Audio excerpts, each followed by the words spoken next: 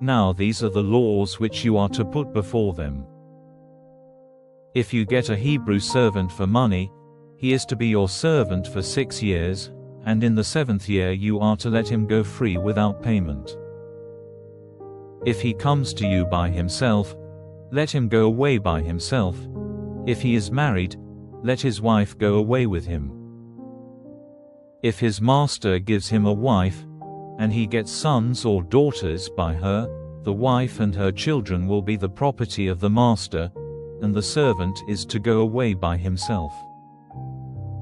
But if the servant says clearly, "My master and my wife and children are dear to me, I have no desire to be free," then his master is to take him to the gods of the house, and at the door, or at its framework, he is to make a hole in his ear with a sharp pointed instrument, and he will be his servant forever.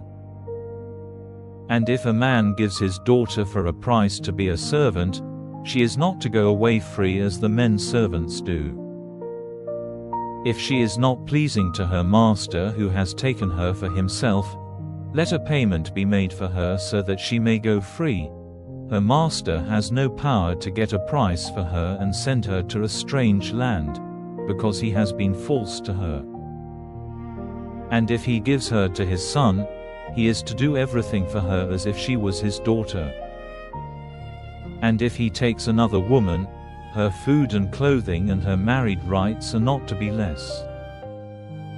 And if he does not do these 3 things for her, she has the right to go free without payment. He who gives a man a death blow is himself to be put to death. But if he had no evil purpose against him, and God gave him into his hand, I will give you a place to which he may go in flight. But if a man makes an attack on his neighbor on purpose, to put him to death by deceit, you are to take him from my altar and put him to death. Any man who gives a blow to his father or his mother is certainly to be put to death. Any man who gets another into his power in order to get a price for him is to be put to death, if you take him in the act. Any man cursing his father or his mother is to be put to death. If, in a fight, one man gives another a blow with a stone, or with the shut hand, not causing his death, but making him keep in bed, if he is able to get up again and go about with a stick, the other will be let off. Only he will have to give him payment for the loss of his time, and see that he is cared for till he is well. If a man gives his manservant or his womanservant blows with a rod, causing death, he is certainly to undergo punishment. But, at the same time, if the servant goes on living for a day or 2, the master is not to get punishment, for the servant is his property. If men, while fighting, do damage to a woman with child, causing the loss of the child, but no other evil comes to her, the man will have to make payment up to the amount fixed by her husband, in agreement with the decision of the judges. But if damage comes to her, let life be given in payment for life, eye for eye, tooth for tooth, hand for hand, foot for foot, burning for burning, wound for wound, blow for blow. If a man gives his manservant or his womanservant a blow in the eye, causing its destruction, he is to let him go free on account of the damage to his eye. Or if the loss of a tooth is caused by his blow, he will let him go free on account of his tooth. If an ox comes to be the cause of death to a man or a woman, the ox is to be stoned, and its flesh may not be used for food, but the owner will not be judged responsible.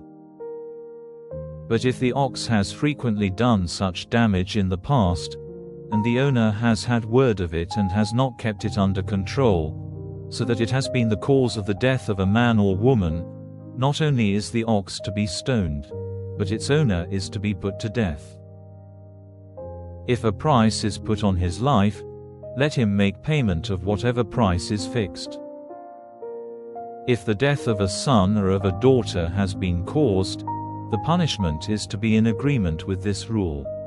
If the death of a man's servant or of a woman's servant is caused by the ox, the owner is to give their master 30 shekels of silver, and the ox is to be stoned.